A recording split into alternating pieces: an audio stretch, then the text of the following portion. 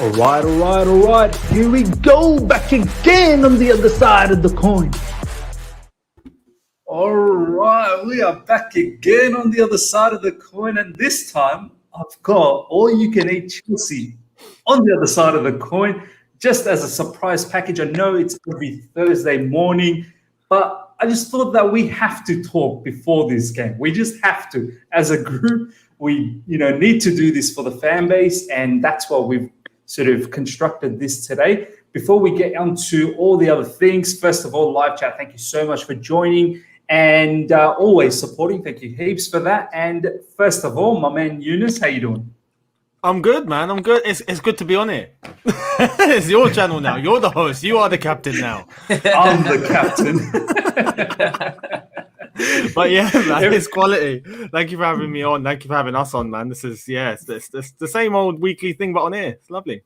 You know what? Forgive me every now and then if I forget that, Matisse is the host and I'm sort of waiting for him to run it. I'm like, oh, yeah, it is my channel. So forgive me if that ever happens. My man, Matisse, how you doing? Oh, I'm doing well, bro. Doing very well. We obviously secured the W yesterday. So it was a long day. It was a long match, but we managed to get it done eventually. So, yeah, I'm looking forward to this massive game against Real Madrid, or the game against anti-football, as we need to build it up to be. Well, we're gonna do it like we're gonna brief it and make it like advertise it like we weren't involved now in it. Real Madrid are anti-football, not us. We didn't have any involvement. No.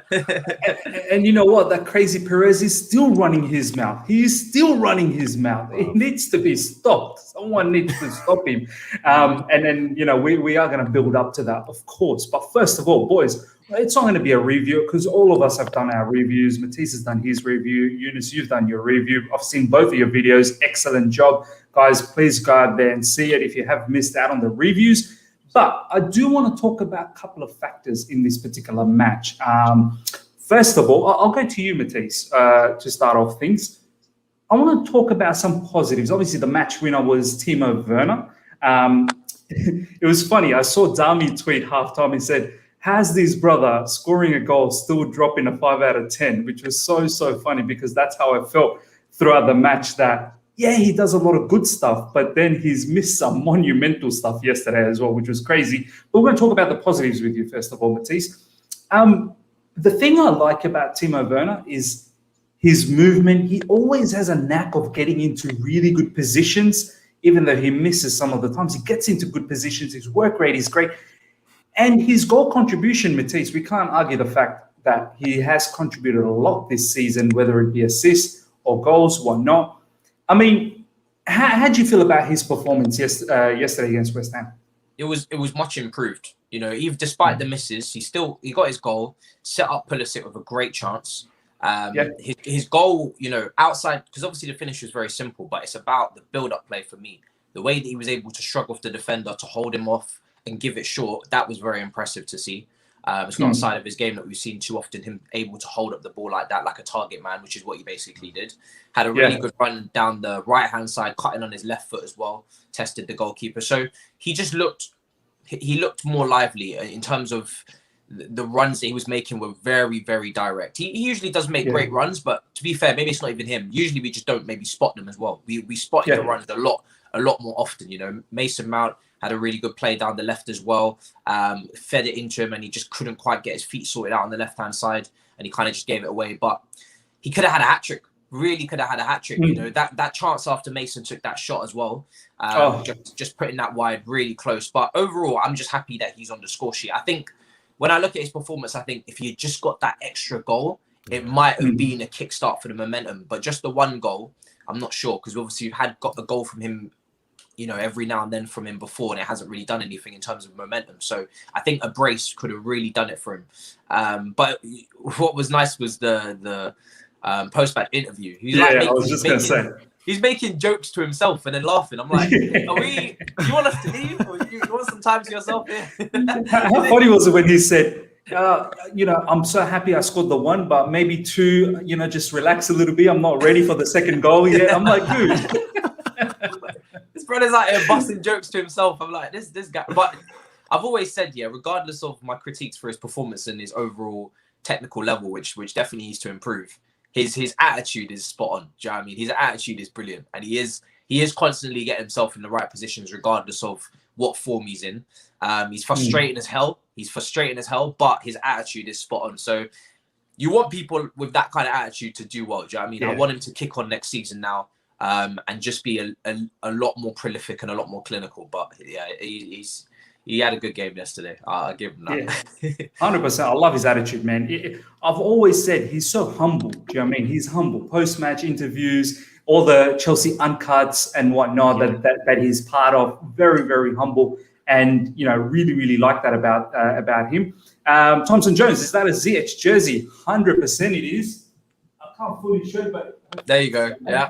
There you go. My boy ZH is with me. I'm very, very happy about that. Younes. The Moroccans will be chuffed with you, by the way. if any Moroccan brothers out there represent, there you go, ZH. Younes, let's talk a little bit about the negative side of things of Timo Werner now.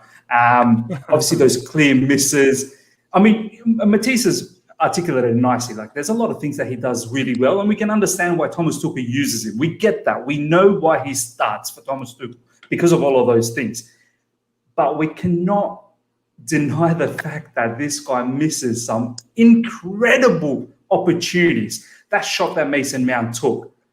I mean, I had to replay that video of Thomas Tuchel's reaction several times in my review because he was dumbfounded. He was so dumbfounded after that. I mean, what is it, Younes? What is it that just doesn't click with him, that he scores a nice goal? There was another opportunity, I think, in the first half where it was sort of like a half volley, but he had no one around him. Mason Mount missed an assist opportunity there, and he scuffed his shot when you'd think someone of his caliber that we brought in with that type of money should be able to at least hit the target, and he just doesn't get it. What is it about him, man, that just doesn't seem to click? I mean, there were a couple of chances yesterday where he done well, where he worked the keeper, got himself into good positions, took the shot, because there seems to be a hesitancy sometimes of not taking the shot or waiting too long. So he done that, but he also missed that absolute sitter where, Tuchel gave the reaction that all of us gave.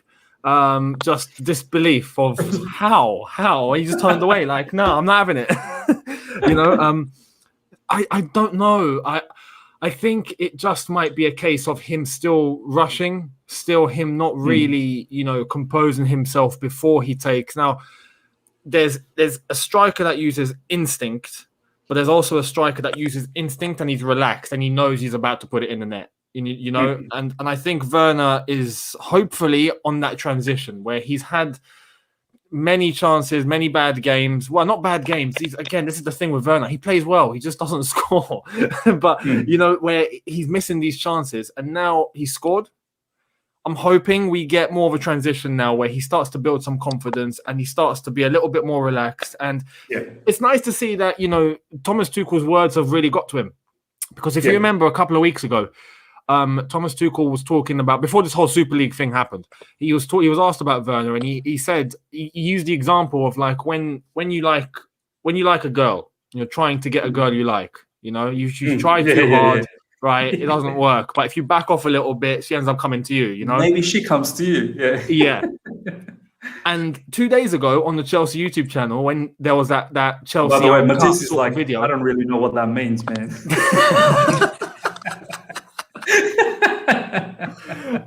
Oh, what you want? Matisse gets all the girls in the air. He gets all the girls. I'll never back off. Back off. I am not on the market. I am not on the market. I am not on the transfer market. I am tied down to a long-term contract. Oh my god, that's funny. But yeah, like 2 days ago on the Chelsea YouTube channel, there was a video with Timo Werner, a little interview, and he used the exact same example. He was like, I just need to relax. It's like when you want a girl and you try too hard. I'm just like, you're just saying what Tuchel said 2 weeks ago. Like, he's really got into his head now. So it's good to see. It's good to see that Tuchel's clearly been working with him. I just think, he just needs to compose himself a little bit. I'm hoping, and here's the thing, if he scores against Real Madrid, he's forgiven. Yeah, forgive him for all the 100%. misses. I don't care. He becomes a Chelsea cult hero, like Torres. If you're scoring against Courtois, against Madrid, Perez's Madrid in a Champions League semi-final, you're forgiven for everything, mate. So he should use that as his motivation. Absolutely. And we're going to do something really, really surprising. I didn't tell you guys that I'm going to do this. We're going to keep it for the end of the show, where I want to get your thoughts on a particular matter. We'll keep it till the end. So that's a little bit of surprise till the end. I'm curious. But I want to now close this particular topic of Timo Werner with one question. I'll go to both of you guys. I'll go to you, Matisse, first up. A lot of the rival fans, even our fans, Matisse, at times say that he's still a flop. I don't think he's personally a flop. I don't know exactly the numbers in terms of goal contribution. I think it's more than 20 this season in all competition. Goals and assists is something more than 20. I'm pretty sure it's more than 20. Live chat, let us know. There's 108 people on. Please smash that like button. Let us know what Timo Werner's goal contribution in club football is. I think it is more than 20. Matisse, do you agree at all with that statement that he's been a flop, or do you think, nah, man, we're just being a bit too harsh here? That's just, again, people taking it too far, right? A flop is someone who's completely failed in every single aspect of their role. He's not a flop. He's been annoying at times, been disappointing, frustrating, but he's not a flop. That would just be that would go to say that he hasn't contributed anything this season. So it's just people, again, being dramatic, in my opinion. I don't know where that word's even come from when it comes to Timo Werner. No one has been an outright flop. You can't be a flop, by the way, for me, in your first season. You have to have seasons. When you pay for a player, that's an investment over seasons. They've paid for a 3 or 4 or 5 year contract, so that transfer fee is spread out over the 3, 4, 5 years. So you can't. Look at those stats, Matisse. That's crazy. 11 goals, 9 assists, 7 penalties, 1. That's a bad season. The stats are not terrible reading. Obviously, we don't just look at stats. Obviously, we look behind the stats, and that's the issue for him, is that we're not going to just look at your stats. We're going to look at what you've done behind your stats as well.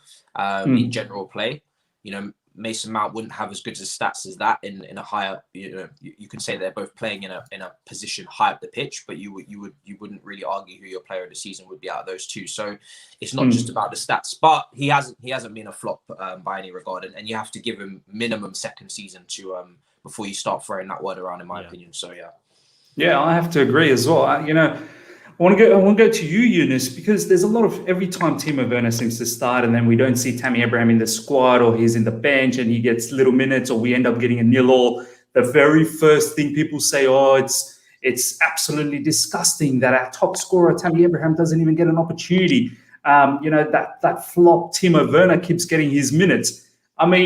Surely, I'm sure you would have seen some of those sort of messages floating around in social media. What's the message that you want to give out? That I personally don't think he's a flop. So from your perspective, what do you think? Yeah, I don't think he's a flop. He's missed some flipping sitters. I'll give him that. He's definitely missed sitters, but he's not a flop. And I said it from when he came to Chelsea, him, Havertz, Ziyech. Give him a season. Give them a season, man. When you look at it on par, right? Werner's stats right now match Didier's in the first season. Maybe not in terms of goals. I think Didier was on 14 when he finished his first campaign. But it's not far off. It's not far off at all. And Werner's been deemed a flop. But look what he went on to do. There's a certain element of really adapting yourself to the English game. Not just in terms of getting the ball and knowing what to do with it, but the speed of the game, the physicality of the game. It's a different breed. The Premier League's built different. It's not the Bundesliga. It's a different gravy. So sure, that's where I was always willing to give the benefit of the doubt. Always. But there are things that he needs to improve on. Don't get it twisted. Yeah. Regardless of adapted or whatnot, there are things that he individually just needs to improve. His first touch, for example. That doesn't come from adapting to a league or whatnot. That's just your first touch. He just needs to improve that. Technique as well, like this particular comment. One thing I saw yesterday, which frustrated me a couple of times or 3 times, was where he had the opportunity. He made a fantastic run. Him picking out runs, elite. The way he picks out a run is fantastic. But what he does after that is what lets him down. I've seen many times where he's able to really cut in, run with it, and go towards the goalkeeper. He doesn't. His first touch takes him outwards, allowing opposition to get back in time, allowing defenders to come back round behind and then cause a block. And I'm just like, you could have avoided all of that. You made the run. You know what's going on. Why did you make that touch? That's the one thing about Werner. If he fixes that, he can become lethal. because I think that's preventing him from having more chances, and more chances would hopefully equal more goals. So it's those little things, and I trust Tuchel to work with him. So that's why I don't deem him a flop. I'm going to give him until next season. We'll see what happens next season, and hopefully he's banging the goals in. But as I've said, if he scores against Real Madrid, he's forgiven. Absolutely. The way those defenses are in Germany, you get a lot more space. You've seen that. Exactly. So he's not used to maybe working in such tight situations, low blocks and things like that. So he's got to think quicker. Yeah, he's got to think quicker. Yeah, think a lot quicker than he's thinking at the moment. And you know what? In that West Ham game, I liked how sometimes he held the ball, as you were saying, Matisse. His control was better. His first touch was better. His link up was better. So I was hoping that, like next season, the more he spends time with Thomas Tuchel, that it will get better, as Younes is saying. He can only go. It was good in the City game as well, And this is the thing. When I was crying out for him to be taken out of the team because he was playing every single game, like religiously, same as under Lampard, every single game, I said, this is potentially not the best way to get something out of him. Take him out of the team for a few games, which we did. Yeah. We played, our other front three, Havertz, Pulisic, Mount. Take him out the front three, sit him on the bench, and then bring him back in a game that might suit him, like the Man City game, which is similar to the Liverpool game. You're coming up against a team who's going to have a high line, big pitch, running behind, and let's see what you can do with Ziyech as well. You don't have to play these guys every single game to get the best out of them. It's not just keep running Timo into the ground until he scores. Take him out, and then now I know he didn't get a goal against City, but he was very good against City as well. So just you have to manage these situations accordingly and play players that are playing well. No, 100% agree with both you boys. I think the patience is the key thing, and the way I look at it, it can only go better. I can't see how it keeps going worse, because I think he's had his worst period. It can only go forward. So hopefully that's the case. That's pretty much wraps things up with the Timo Werner situation. The other thing that I want to talk about, which has been really annoying me in that match and post-match, and I've said it plenty of times, and I'll start with you, Matisse, on this one. We tend to make, I don't know if you saw this video. There's a video that's been floating around in social media where Ziyech in the 95th minute is running around, chasing hard. I think the brother was fasting as well, so kudos to him for running around whilst he's fasting. And he was pressing, and then all of a sudden, Kante gets the ball from our defensive clearance, and Kante is on the clear, and he missed twice to lay off the ball to Ziyech. And then Ziyech gets another opportunity with Mason Mount. I still think Mason's one was a bit tighter than Kante's. But it's not just that match, Matisse. I've seen it plenty of times. You guys have mentioned Timo Werner has made runs. Other players have made runs. Kai Havertz have made runs. And I don't know what it is, whether the players, either they see it or not, I'm not sure, or whether they're just being conservative.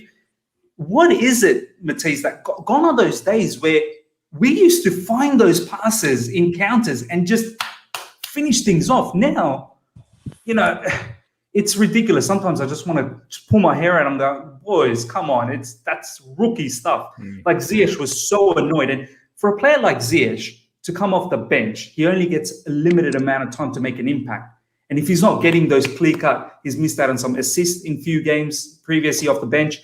He's now missing out on, denied goal scoring opportunities. How does Tuchel address this? How does he get the players to go, guys, look up and be bold? The thing is, right, with the Kante thing specifically, we've got that's the issue there, because Kante is always going to get into those positions where he has to make a final third decision because he's so energetic, because he wins the ball and he can go on a run because he's very quick, low sense of gravity, and he can skip past a few players sometimes, and he can find himself then in decision-making positions. That's why Sarri was trying to develop his final third game, because he's not a normal holding midfielder. He's not a sitting midfielder. If he was Mikel, you wouldn't have to worry and refine that part of his game, because he would never find himself in those positions anyway. But because he's not a holding midfielder, he will at times go on these runs. He will at times pick up the ball and win the ball from advanced positions. And then you need him to be able to make that final third decision. It's not the first time that he hasn't been able to pick out that ball. However, I don't expect him to be able to, because he's not that type of player. He's a guy that makes tackles, makes interceptions, plays it simple, can switch to play, and he's our defensive. He makes the defensive actions. He doesn't make the final third actions. That's not what you pay for an N'Golo Kante to do.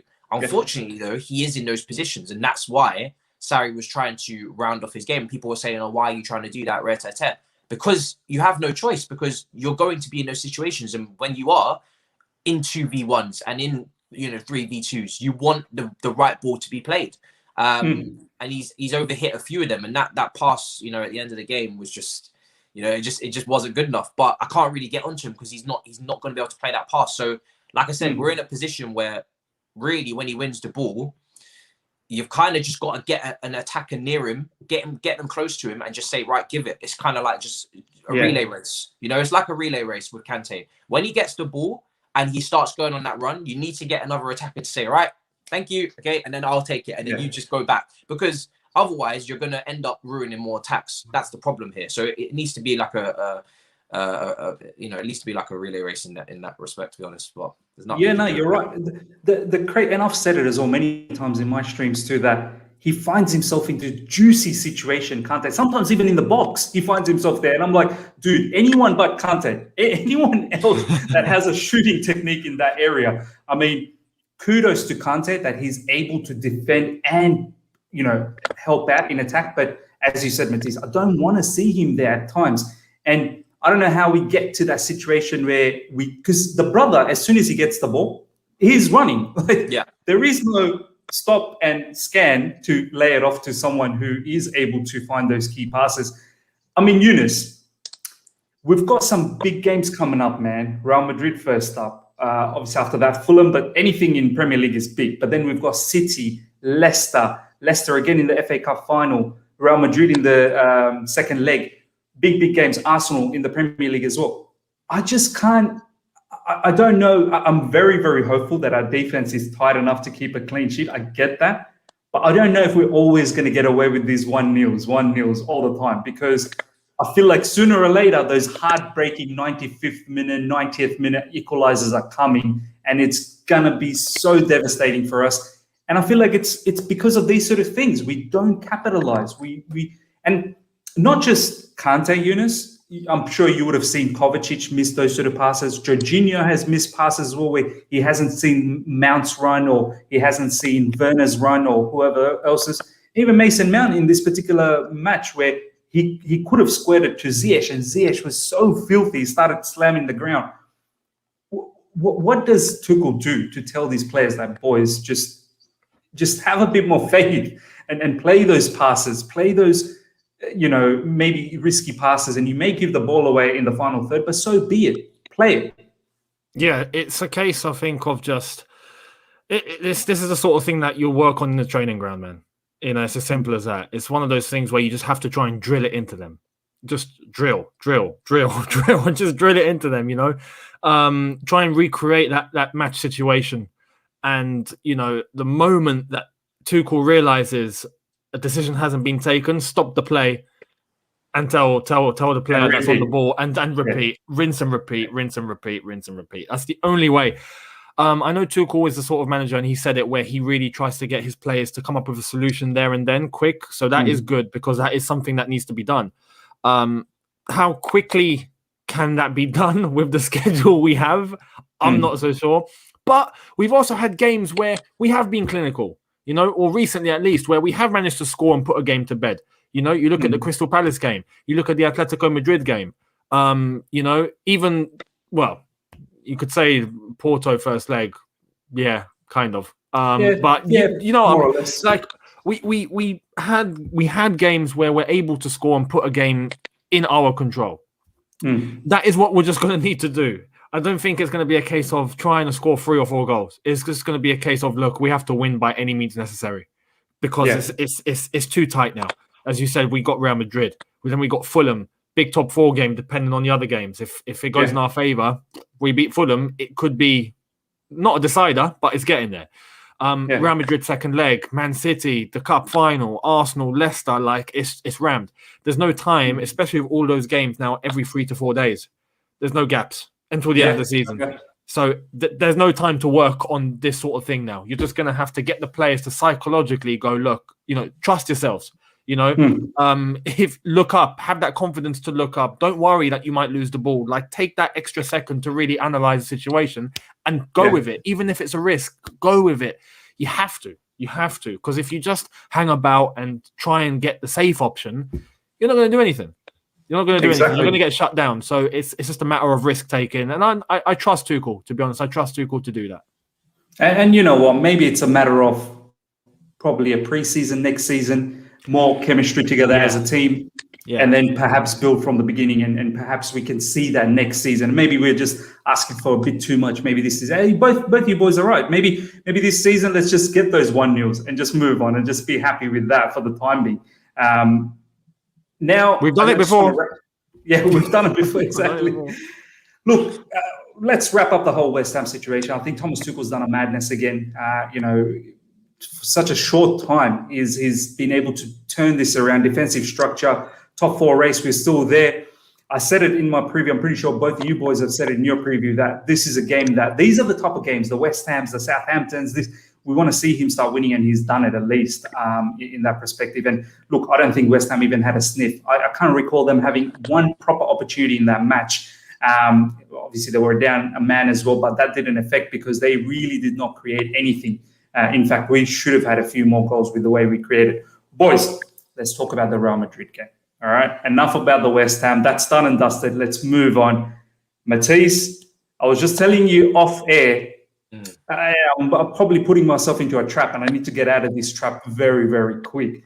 There's a whole heap of Hazard prop everywhere in the Chelsea timeline at the moment. Hazard videos, his goals, his solo run against Arsenal, his great goal against Liverpool a couple of seasons back, West Ham, the way he just dribbled through the entire defense.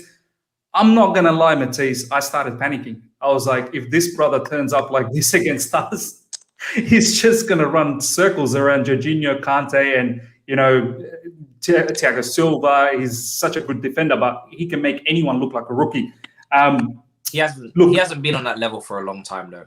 And that's the thing. That's the thing. This is why I'm not engaging. I'm literally not engaging. You haven't seen any Hazard prop from me since this draw got made, and you won't see it. That's true. You will not see any Hazard prop from me until we knock them out of the Champions League, because as far as I'm concerned, he's the enemy right now. I'm not here to reminisce. I'm not here to look back on goals. I'm not here to look back on the glory days. I'm here to knock him and his team out of the competition. That's it. That is my main focus. This is the Champions League. This is the Champions League semi-final. This is as big as it gets. There's no time for love right now. There's absolutely no time for it. If I could have it my way, he wouldn't even be playing. I'd rather him not play. If he starts from the bench, that's fantastic. Yeah. The other thing is, Matisse, you don't want this smoke. You don't want this smoke, Eden. Stay away. I don't want him to play. And if he does play, I hope Reece James absolutely just shuts him down, like he shut down many other wingers. I really do hope he just shuts him down. I'm not even thinking of Hazard. I can't lie to you. Like, I'm not thinking of Hazard. I'm not thinking of Benzema. I'm just thinking about our team. I've told Alex to not do any more Benzema prop. He hasn't been doing that. On the byline yesterday, he tried to start going on about Hazard, and I was like, listen. Did you stop? I tried to, but he was gone. You know what I mean? He was too far gone. Too far gone. I am very focused. There's no Hazard talk coming out of my mouth over these games. We just need to win. That is it. That's all I'm interested in. I'm not interested in nothing else. Matisse, the other thing is, he's a bit of a sweet talker, Hazard. He knows what to say. Oh, you know what? I'd love to face Chelsea every day, every week. That's my club, this, that, home, second home, whatnot. Obviously, Real Madrid is his home now. And I feel like, people have that anger that, you know what? Hazard's the enemy now. But then they start listening to him. Oh, it's Hazard. Do you know what I mean? Like, they fall into that trap. The earplugs will be going in immediately. I'm not one to really look at the past too much. Like, you don't really see me tweeting about the past too much. You know what I'm saying? I'm very much in the now and in the future. That's what I'm interested in. The past is the past. You can't bring it back. Everyone's saying bring it back to the club, even with his injury record, even though he's going to cost a whole heap of money on big wages. No, just move on. Just move on. You've got young, promising wingers who, if they stay fit, can do damage. We've got new players coming through that have come in over the summer. Move on. Just move on. Simple as that. Do you know what I'm saying? Not move on emotionally, because that's never going to happen, obviously. Yeah. But just in terms of bringing him back, it's just not necessary. Do you know what I'm saying? It doesn't make any sense. And for me, after what Perez has been saying over the last week, you're not going to hear nothing nice about Real Madrid from me. I'm ready to absolutely smash the crap out of them after those comments that you've been making. So ready.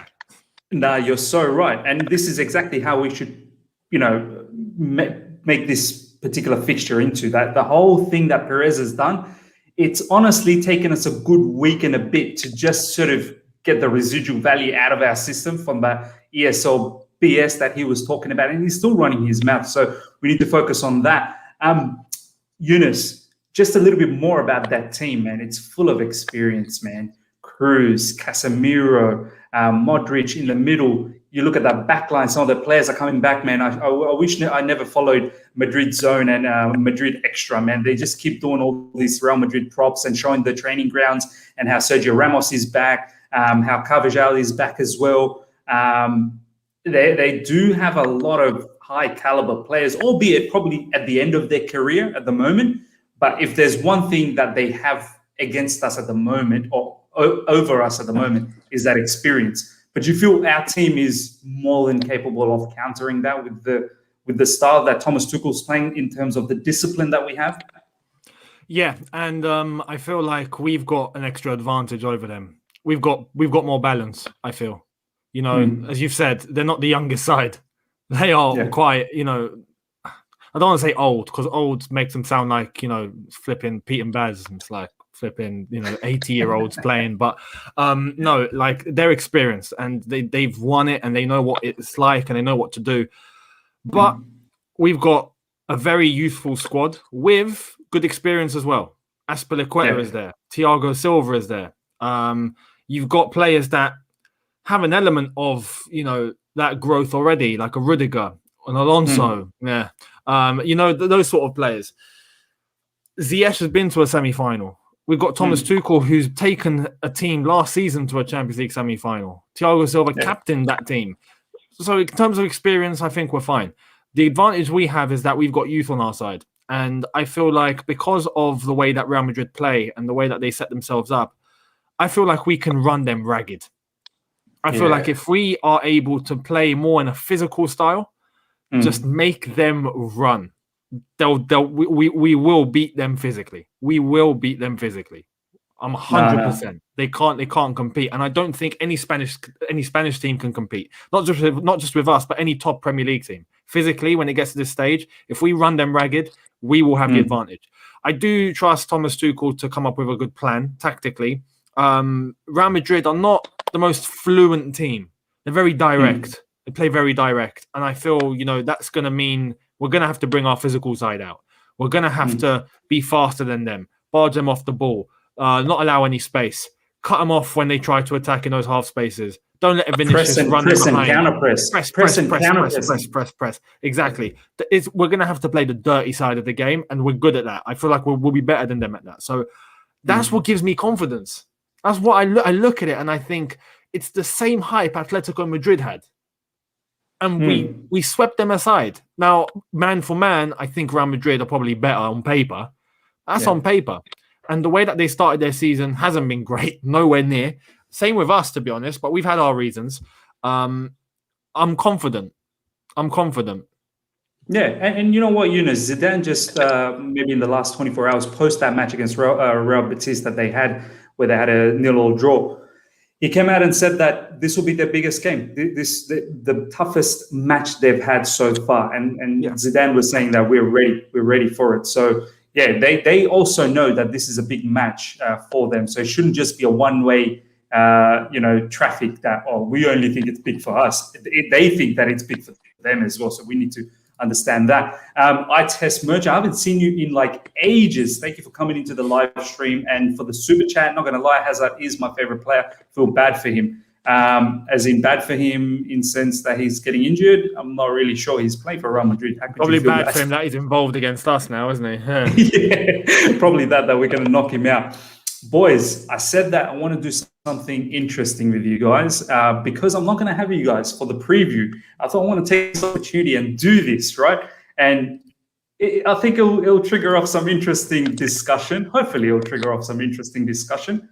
I want to do the lineup with you guys, the preferred Chelsea lineup that you boys would have moving into the Real Madrid game, because there are some, obviously Kovacic is not going to be part of it. So, the midfield, Kante, Jorginho, I want to see whether you guys try anyone else. I'm pretty sure you probably wouldn't, but, the discussion is there to be had. Let's start from the back. And the way we'll do this, boys, is I'll go with Matisse first, and then I'll hear Younes as well. And then we try and sort of come up with a consensus and try and come up with a team, all of us together. Do you know what I mean? We have to agree. There'll be voting and one no. Yeah. I don't think there needs to be any voting here. Let me just log that down. What's the striker doing in goal? Yeah, I was just about to say, what's Pulisic doing left wing back? Oh, don't worry about the numbers, man. Don't you worry about the numbers, bro. These are crazy numbers. Alonso's up front. That's a good thing. Alonso's up top. He probably could start there. A front three of Emerson, Chilwell, and Alonso actually might get more goals. Why not, bro? Why not? They're balling. All right, Matisse, let's go with the back three first up. Your preferred back three, and just a slight sort of explanation why you'd want that. I think for me, back three, I'm going to go Azpilicueta, Thiago Silva, and Rudiger. I think this is a game now that provokes experience. I know Christensen's been doing well, but he also had a stomach ache last big game we had. That doesn't bode well. That doesn't bode well. Brother seems to have the diarrhea every big match. Listen, as far as I'm concerned, have the Cowpole on standby on the bench and have him ready if he needs to be. He's been brilliant. He has been brilliant, but this is you're not going to get, for me, outpaced by Benzema, but you are going to get outsmarted by Benzema, and he is an elite. He is their most important player. Like, without Benzema, this team falls apart. And I think the experience of Thiago Silva, Azpilicueta, his experience, you don't leave Azpilicueta out of a game like this. I'm afraid he's captain. Nah. He is like. By the way, Matisse, did you like him in the right wing back? No, not for me. I mean, he did a job. I thought Fredericks tore him a new arsehole at times. Yeah. But I think when you've got energetic options in Callum Hudson-Odoi and Reece James playing a wing back role where you have to get up and down the pitch, I don't understand when you play a plus 30-year-old outright wing back. Obviously, that game he obviously was trying to protect the counter, but just on a consistent basis, I wouldn't play him out there, and I don't think he will play out there consistently anyway. But for me, Azpilicueta, Rudiger, his shithousery is needed, his physicality, his anger management issues are needed, everything. Just put it all out there, leave nothing behind. If someone that has to rile up Benzema like he did with Suarez, then that's the guy. That's what you need. Silva's just gonna just move like a Rolls Royce in the defense as well. So that would be my back three: experience, know-how, unit, and they know each other. They've played with each other at the start of this Tuchel run as well, so they should know what they're doing. Yeah, I like the back three as well. I can't complain. Younes, any complaints with the back three so far? Not at all. Matisse was absolutely spot on. And you're happy with the whole explanation about why not Andres Christensen? Because one brother in our community, Lewis, he's building up a bit of a prison there with all these players inside his. He's got all the Christensens, people that violated into that lockup. So there's no room for Christensen here, right? No, and as much as I trust Christensen, don't get it twisted. I'd play him if it came to it. I'd be fine with him playing, but Silva will be key. Like, this is where experience has to come in. You're playing against a team that have loads of experience. Silva is going to be there to guide. Azpilicueta as well. Rudiger with the shithouse three, and we know how much of a beast he can be. Yeah, it's the best back three, and I think it nullifies Benzema. You make a good point. If we nullify Benzema, that's 50% of Real Madrid's output gone. Vasquez isn't playing. Vinicius is going to be the one that I think many look to. But Vinicius has this issue. He's like Real Madrid's Timo Werner. He can't put a ball in the net. He does everything right. He scores some. Don't get it twisted. He hasn't not scored. Especially in the Champions League, he scored. But overall, he does everything right. When it comes to finishing, nah. He'll score like 1 out of 10 or 2 out of 10 tops. It's just it's crazy. So, that back three I think will help us a lot. Yeah, and I thought recently they've been playing with Asensio as well. I don't think he's that particular one season, if you guys remember, maybe 3-4 seasons ago, where Asensio was absolutely burning it up for Real Madrid. But we've not seen that for a very, very long time. So I'm not worried from that perspective either. Younes, I'll go to you this time with the wing backs. Starting with the right wing back, man. Who's it going to be? Reece. No chance for Cho, yeah?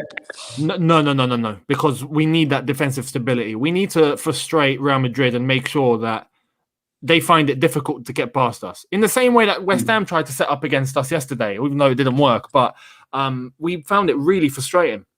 I feel like if we do that, we've done it in the Champions League against prior opposition. We've done it against Porto, albeit they scored in the second leg with a fantastic worldie. Atletico, we've done it against them. We just got to do the same thing again. I think Reece James provides that defensive stability. So, for sure. And if Vinicius is going to be playing, I think we're going to have to rely on Reece James to keep track because of speed and because of pace. He can do it. He can keep up. So, yeah, I'd play Reece James. Left wing back, I'd go with Chilwell. So stick Chilwell in there. By the way, I mean, I think I have to firstly agree.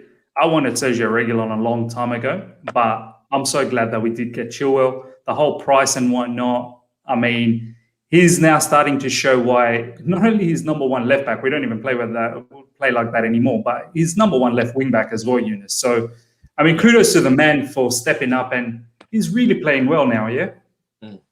Yeah, he is. He stepped up a lot, and especially offensively. The one thing we knew about Chilwell was that defensively, he's solid. He's a good defender, very good defender.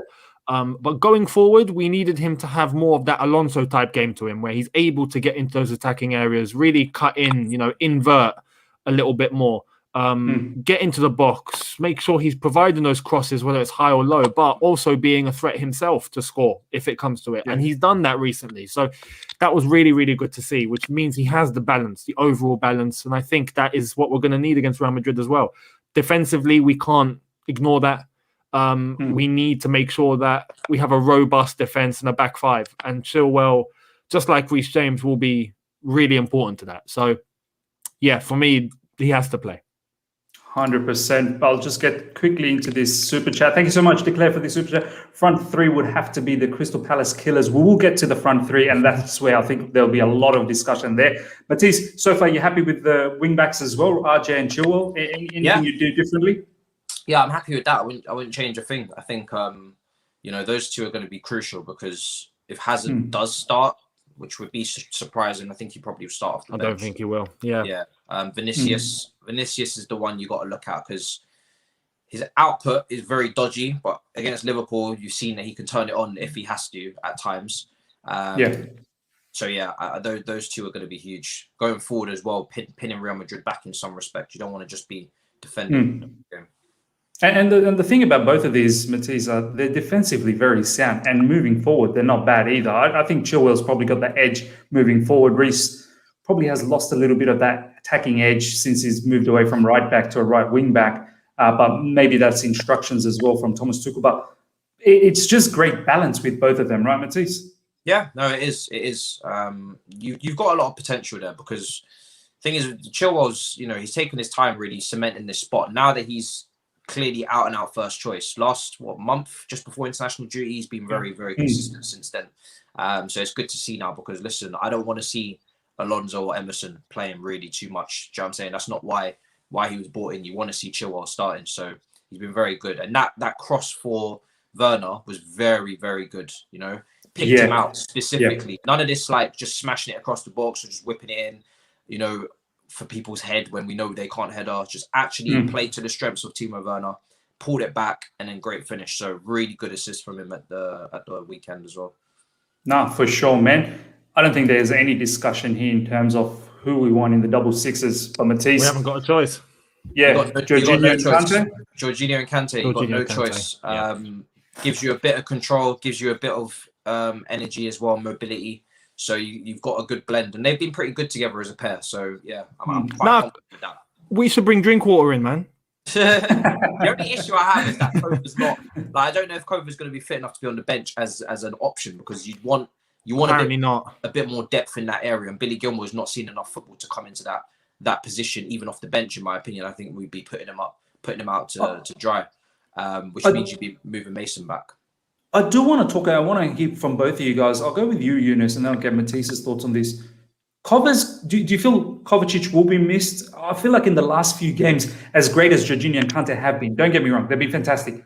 But I feel like there were certain instances where I felt, ooh, if there's a Kovacic there in the sort of build up or from the deep driving in, I felt like we're missing a trick when we're building up or when we've got that breakthrough from midfield. Do you feel we are missing Kovacic, or Younes, you're happy with the way things are moving at the moment? No, I'm happy with how it's going. I mean, there are aspects where I would have Kovacic. Don't get it twisted. But what I expected from Jorginho and Kante, I think we're getting better than that. I really thought when it started that, we were all wary. Remember under Lamps when we started seeing Jorginho and Kante, and it just went really wrong. Under Tuchel, it's going quite well. So, no, I'm not phased. And I think the chemistry between them two are building. Jorginho and Kovacic just have a chemistry. But Jorginho and Kante, I think it's starting to develop quite well. And the chances are that Kovacic will be available for the second leg. He might be available for Fulham, which means the second leg, he should be in the team. He should be ready to come back. So we need to try and have a game plan to use Jorginho and Kante and capitalize the first leg. It's away from home. So again, just like our last tie and the tie before that, away from home, the key is to get an away goal. That's it. Yeah. Even if we draw, get an away goal, and then the second leg, we can finish them off at home. Unless if we just really go all out and get goals on Tuesday, then I'm all for it. We're in the final. But, the truth is, Jorginho and Kante, I like what they're doing, and I'm not phased. And I think Jorginho has this element of freedom about him now. You see how even when we pass out of the back, even in the media, Younes, even in the media, he seems to have a little bit too much freedom. Yeah, a lot of freedom. I prefer not to speak. I think we've all covered it in our channels. We don't need to cover it anymore. I get slandered, man. But yeah, continue. But I think for this, Jorginho and Kante, I'm not worried, and we don't have a choice. But I have full faith in them.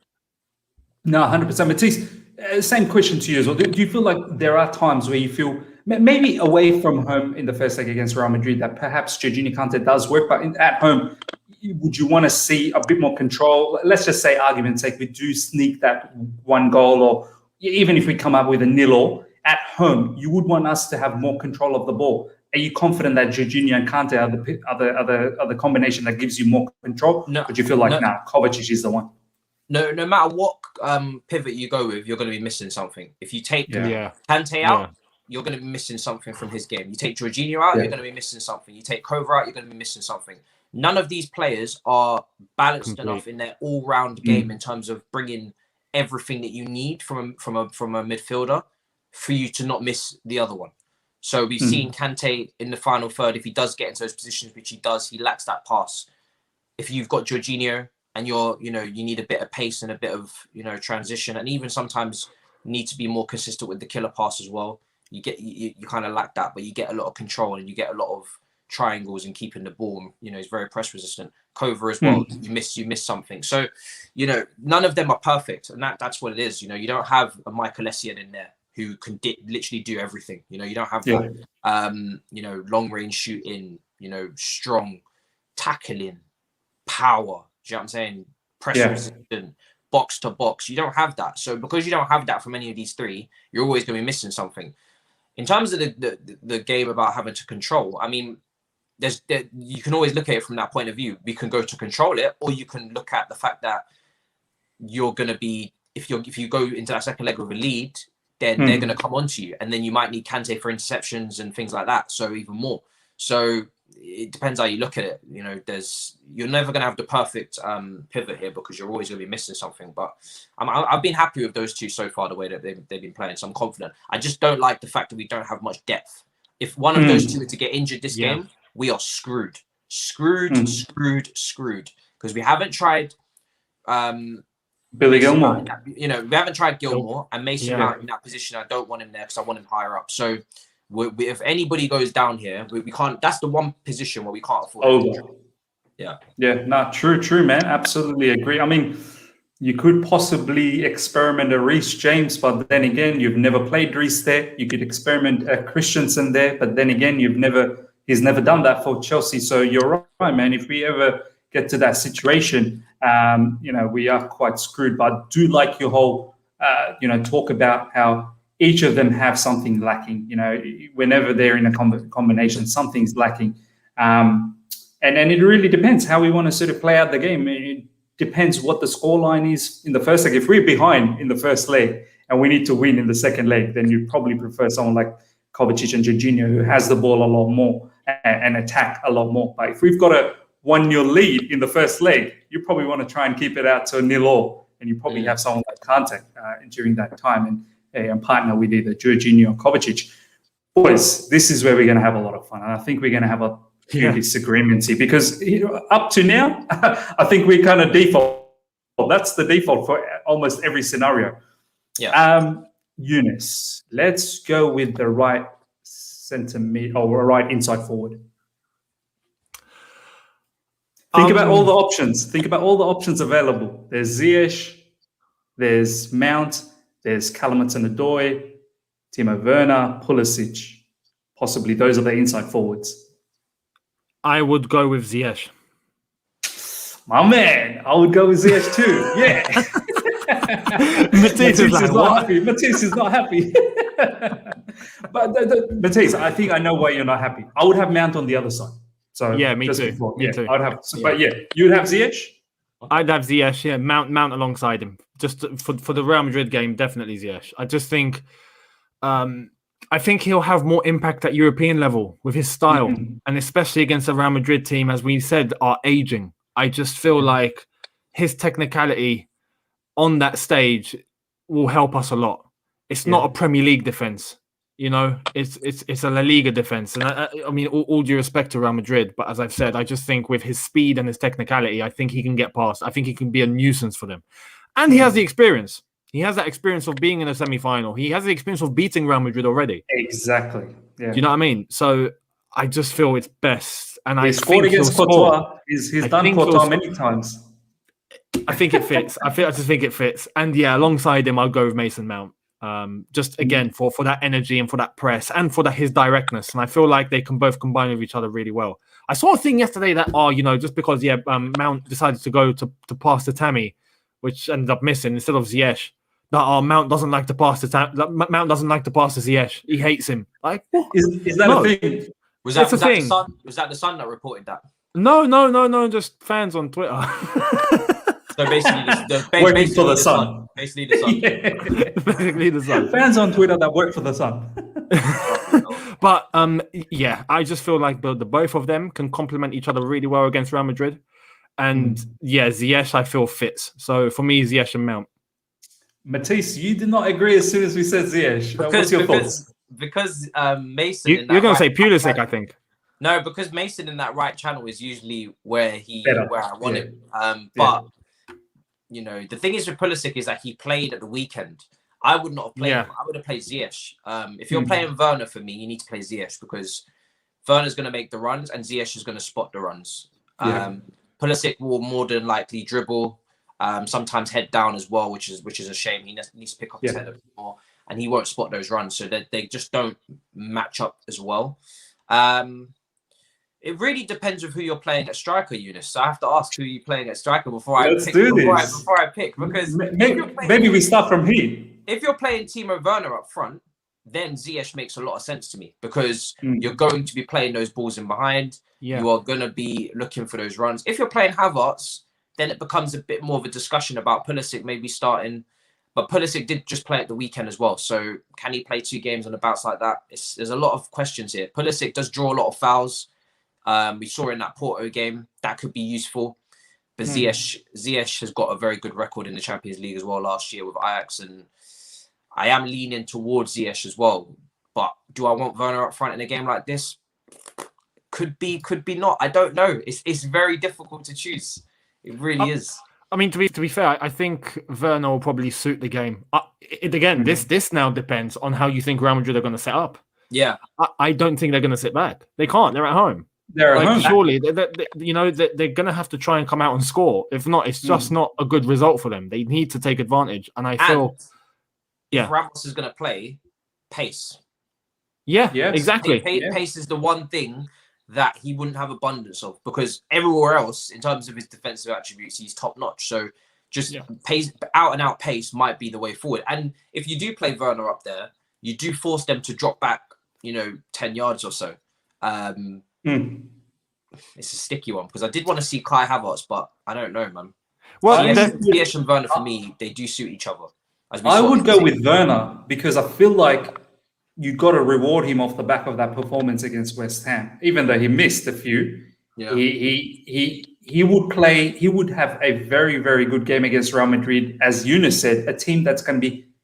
I can't imagine them sitting back at home. How do you sit back at home? You got to come at us, and Werner's pace is probably going to be a little bit more than what Kai Havertz provides us. I think Kai Havertz is far suited when the opposition is sitting back because he drops deep and he connects with the midfield. When the opposition's coming at us, I think Timo Werner, but that's my thoughts. I'd go with Timo Werner. Younes, who would you go with up front? Yeah, I'd go with Werner as well. I'd go with Werner. I've seen a few shouts because of the game it is that maybe Giroud, so he can back out Madrid and back out Benzema, which makes sense. But that could be a scenario if we see that their defense. I'm not going to say Real Madrid playing a low block, but they're going to leave their defenders sat back a little bit. And maybe they'll leave a gap in between their defense and midfield. Maybe, but if they do that and they don't actually let in too much space in behind, perhaps Giroud. But even so, maybe Havertz. But I think Werner. I think this suits Werner as well. Werner on a European night. It's a different night. It's a different sort of game. It's a different atmosphere. It's not the same as a Premier League game. And I feel like that would come off a little bit easier for him. So I would go with Timo Werner and Ziyech, Mason Mount. Because I can't put Ziyech and Havertz in the same team because they keep operating in similar positions. Exactly.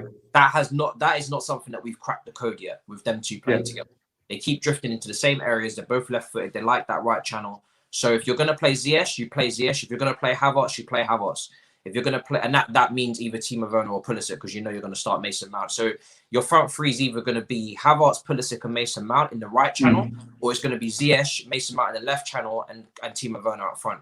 Those are the only two scenarios I can really see. Yes, Giroud. Which scenario you're locking in, Matisse? I'm leaning towards the Ziyech and Werner one. Only reason why is because I feel like if I was going to play Pulisic, which I was going to, I would not have played Pulisic at the weekend then. I think back to back like that is a bit of a tall order. And also I think I do think Ziyech and Werner have got a chemistry here going. I would be happy with either if I'm honest, because I think there's big threats on both front threes. If you go Pulisic and Havertz, that potentially we're going to give the ball away a bit less, because I think Timo Werner and Ziyech, there could be a lot of turnovers there if they're not at it, which is something that scares the shit out of me. They were very good at City with keeping the ball. Their build up was a lot better against City. They kept it a lot better. They created a lot more attacks, an offside goal as well. But if Ziyech and Werner are at their worst, then we're not going to have any possession, because every time we get the ball to them, they could give it away. That's the only slight worry I have. And in a game like this, you need to keep the ball. Whereas I think Pulisic, he's going to draw fouls at his best. Kai Havertz should be able to keep the ball a bit better as well. So, it's one of those ones where there's strengths and weaknesses for both. I wouldn't really mind either. I'm leaning towards the Werner and Ziyech one, because I saw it against Man City in the Cup last weekend.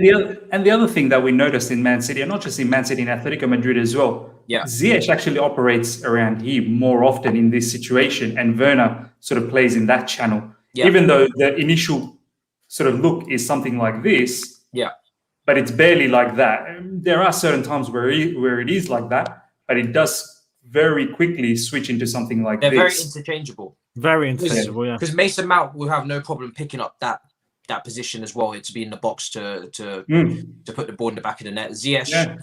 Ziyech will like to float in that right and left hand, that right hand side as well, and be in the box. We saw you got the goal against City and got the goal against Flacco, and Werner loves to go into the left, so it is quite interchangeable as well, which is good. And it can turn into that, which it will have to, because Mount will have to be on Casemiro like a fly. He will have to be. So that midfield will have to become a 3 at times, which is why Mason absolutely has to play this game to match their 3-man in midfield. Otherwise, you're going to get overloaded. So don't be surprised if we set up like that Mason is at the top of it, and he is getting into that midfield three, which he always does. Mason always gets. It'll be like this.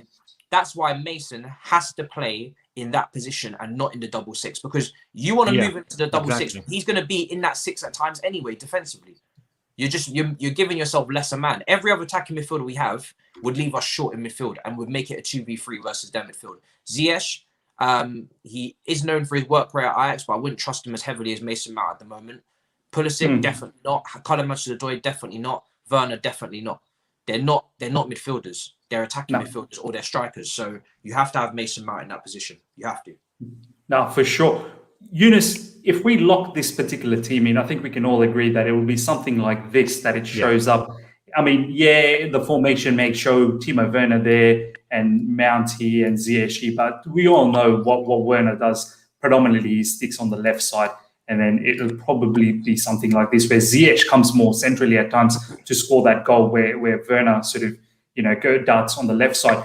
The thing that I want to ask you, Younes, while we're at it here, in this front three, as you can see, Younes, do you now complete? And I want you to tell the live chat. First of all, shout out to live chat. Almost 300 people that are live right now. Please smash that like button if you're enjoying it. And of course, you know these boys. If you haven't subscribed by, I don't know, some crazy reason, which you really should have been, then go out there and subscribe. Their information's in the description right now. But Younes, what I want to ask you is, there's a lot of talk about Tammy Abraham, why he doesn't start or why doesn't get Giroud more opportunity.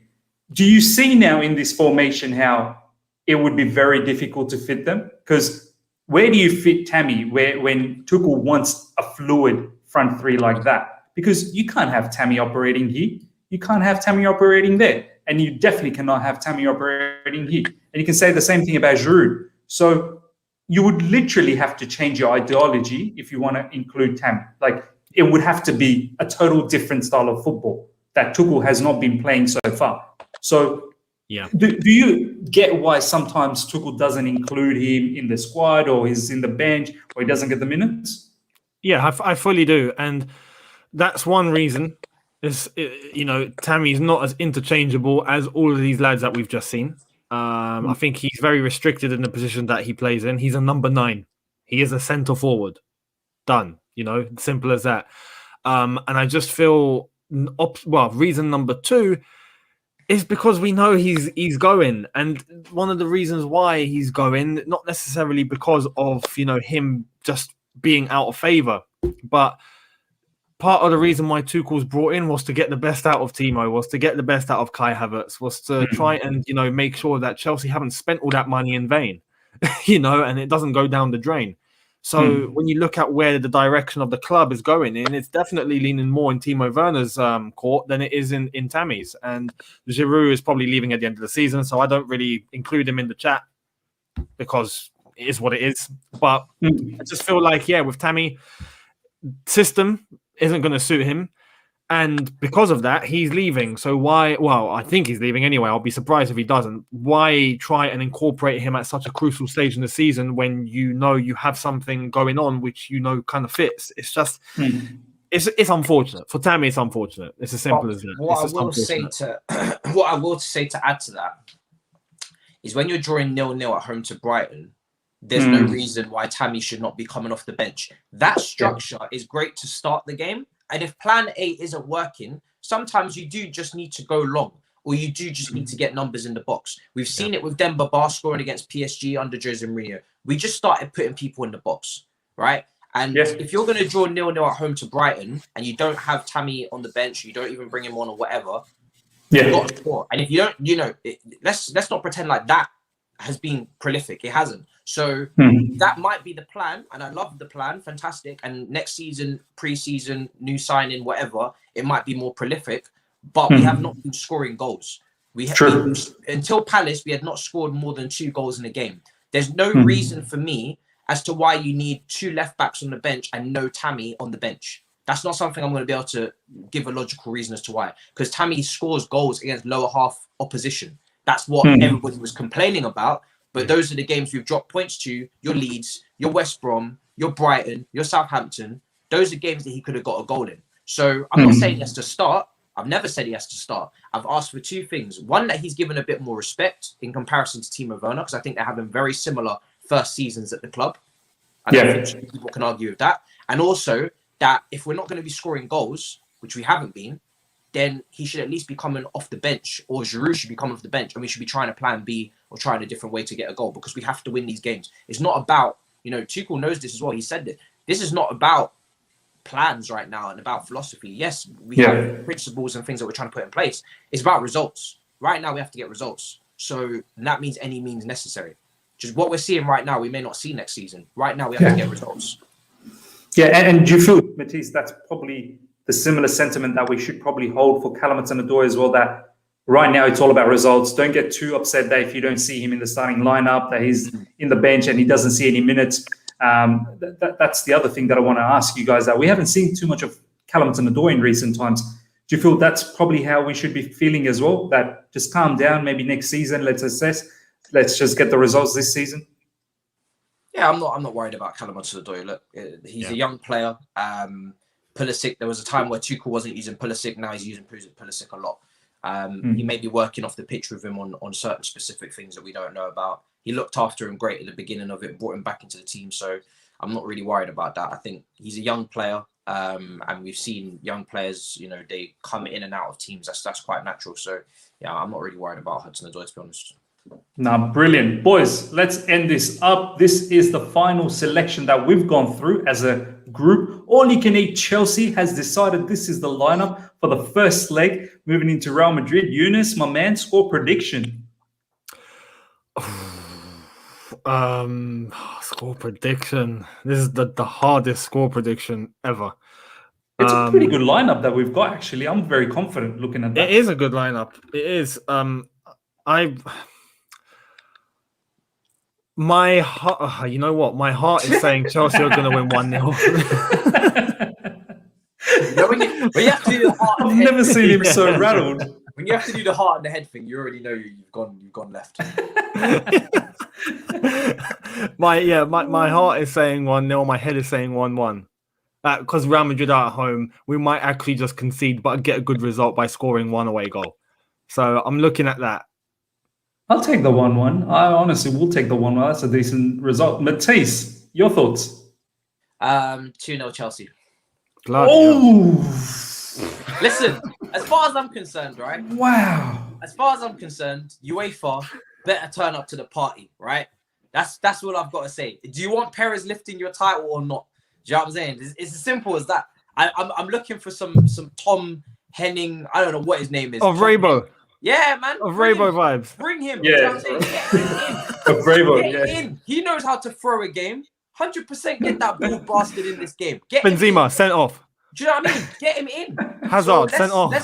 Let's start seeing some corruption. Do you know what I'm saying? That's what UEFA is known for. Why not? Don't stop now.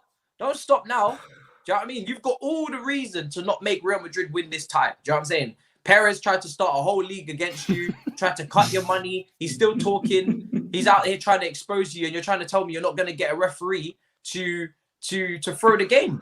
Hey, listen, UEFA's been dealing with corruption for decades. Why are we going to stop now? Don't stop now. Now that Chelsea have come to the party, I want to see red cards. I want to see offsides. I want to see VAR checks where the lines all wiggle like this. The law. Bro, the line should be like that for the VAR checks. Remember what you said, Matisse? Zigzag lines. Yeah, zigzags, bro. I want to see it all. Bring out everything. Bring everything to the party. I'm expecting a Mason Mount penalty and, maybe even a red card for Ramos. And then, Werner gets a goal or something. Ziyech. Yeah, let's go. 2-0. I love it, bro. I love it. Why not? If we get a 2-0, I think it's we're in the final. We're in the final. We're in the final. Book your tickets to Istanbul. Book your tickets. I think this is a game. If that's the lineup, I think Ziyech will get a goal, and I think Mason Mount will get a goal.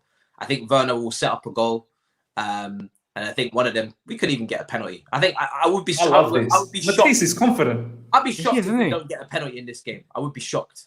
Matisse has already won. Matisse, we see you in the final, bro. You're there. I'm just playing the averages here. UEFA have to step up, man. One thing though, I want to bring back to you guys is, do you guys know how much influence Zidane actually has on his team, because I'm looking at the battle between Tuchel and Zidane, and I think Tuchel wins that any day of the week. But I just think tactically, we know Tuchel is savvy and he'll have a plan. Does Zidane have a plan, or do you think he just relies on his players and their ability and the fact maybe he won Champions League because his squad was just incredible? I don't know what Zizou does. Zizou is just the freak of nature, right? He's won what? How many Champions Leagues? Do you know what I mean? Three. There's only three. There's not many. And he won the La Liga. Didn't he win the La Liga last season? Yeah, he won La Liga as well. So listen, Zizou is just something else. I don't know how to analyze him. I don't watch Real Madrid that often, like most Chelsea fans. I just go into this game and think Tuchel's superior. UEFA are on our side. 3 points. Oh, not 3 points. Not 3 points. We knocked them out. 3 points. It's the Super League. 3 points. Hey guys, we're coming to pick up our 3 points in this Champions League. We're top of the Super League. It'll be Champions League playoff. Oh man, my feeling towards Zidane is I don't think he's the Pep level of tactician. Nope. But I think he's someone of a manager that the players just in awe. They just want to play for him. So I think he feeds off that and allows them to then go do your thing, keep it very, structured. You look at most of their games, they're very structured defensively. They're very strong. Midfield, they've got the workhorses and the technicians like, Cruz and Modric and Casemiro. But I don't think he's a, as I said, he's not a Pep level of, chess piece style of, manager. But he still gets a lot out of it. Ladies and gentlemen, that pretty much wraps us up. All you can eat. Chelsea comes to the other side of the coin. We've talked about the West Ham game. We've now even done the lineup for the Real Madrid game. And then the next time us sees you guys is in Matisse's channel. Hopefully, as Matisse said, 2-0, 3-0. It's going to be a party in his channel, and we're going to just, smoke up cigars and sip on apple juice, as Matisse says all the time. And while you guys are at it, smash the like button. There was almost 300 people at one stage, so please smash that like button. It helps the channel out a lot. And before we go, Matisse, what are some of the things that's coming up, man? Because lately I'm actually glued to your channel. I've been watching everything, man. It's effing interesting. Listen, big things coming up, right? So here we go. Very excited to give you an exclusive announcement because I haven't really said anything. I only just said it up there. Well, we've got a new show coming because Battle of the North has been scrapped. I took that executive production decision to scrap. Oh wow! So it's not really working. Like a UEFA decision. He's moving like UEFA. I made a Perez decision. That I just felt it wasn't really consistent enough for me, so I just decided to scrap it. As a content creator, you got to know what works, what doesn't, and I've got a new show coming out. And I think it's going to be fun. It's called Oil Boys, the Oil Boys. Oh no! And you already know it's going to be who's involved. It's going to be Man City and Chelsea. If I can find a PSG fan, then we'll get them in there as well. But it's going to be Chelsea and Man City. Me, Saj, who you'll know, Miz, Monster. Bro, you guys got mad chemistry, bro. You two got mad chemistry. Monster as well, who's been really good. Him and Saj are getting along very well, and Big Steve as well. So we're just going to be enjoying money. It's going to be a money. Maybe that's the video. Is that going to be the intro video? That might be part of it. I'm going to get the intro made. That might be part of the intro. Shane McMahon's "Here Comes the Money." I don't know if I can use that song on YouTube. You got to do the Shane. Yeah. I mean, listen, it's the two most successful English clubs over the last decade or whatnot in English football. It's just going to be a laugh. We're going to be enjoying life. It's going to be good. Monster's going to be bringing the facts. Saj is going to be wearing the sunglasses and trolling, and Big Steve, you already know. So I think there's a lot of chemistry there. So I'm looking forward to launching that. That's going to be tonight if Big Steve gets back from Robbie's channel in time. We're going to start that tonight. It's not going to be the usual time. We'll start it 10 p.m. after the City Cup final. And then tomorrow, Ian Dark, the commentator, is coming on. Which is going to be nuts at 4 p.m. Fair. So I'm not doing a Real Madrid preview, so to speak. So this is it. This is the Real Madrid kind of preview. Ian Dark tomorrow at 4 p.m. So we're going to be talking about just everything. That guy is just something else. So I'm looking forward to that. So yeah, that's my roster for the next couple of days. So that's madness, bro. Your guest just gets better and better. It's gonna be mad. That Ian Dark one, I do want to hear, because at times I don't agree with Ian Dark, the things that he says. But don't say that to him. Send in a super chat. You know what? I might just throw that super chat. Ian Dark, I don't agree with you sometimes what you're saying, but yeah. Matisse, here's a super chat. Younes, my man, your content. What can I say? There's a separate the football stuff that's happening. Then there's the Chelsea stuff, the different backgrounds. It's a proper renovation that's going on in Younes is talking football. I mean, wow, it's brilliant. And the watch-alongs, man. I mean, they're unbelievable. But what you got coming up in the next couple of days? So obviously that's the new setup is there, the new structure is there, and that's here to stay. So that's going to be good. What's coming later is a watch along for the League Cup final. So I'm going to do Manchester City Tottenham. Oh wow! Okay. So I'll do that. That's going to be fun, and we're going to see if Tottenham's decision to sack Jose before a cup final was a correct one or not. So, or if City are going to destroy them. I want to see your reaction if Tottenham wins. I want to see how that watch along. You're just going to be like, this is Tottenham winning. I'm going to end it at minute 85 if that's the case. But no, there's that.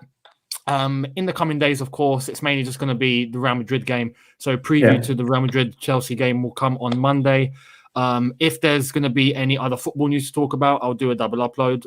But yeah, the focus now is on Real Madrid-Chelsea. And then on Tuesday, the watch-along for Real Madrid-Chelsea. And hopefully we not get 3 points because we can't. It's not a Super League, but get an away goal.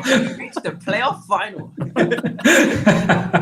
Playoff final, man. Oh my days. But yeah, that's mad, man. I can't wait. Guys, please, you guys already probably, if you haven't by any chance, subscribe. Go out there, subscribe. It's all in the description right now, and follow their content. Honestly, I can't recommend any other ones. Probably George Benson. George Benson, probably the other one that I can recommend, is a top Chelsea content maker.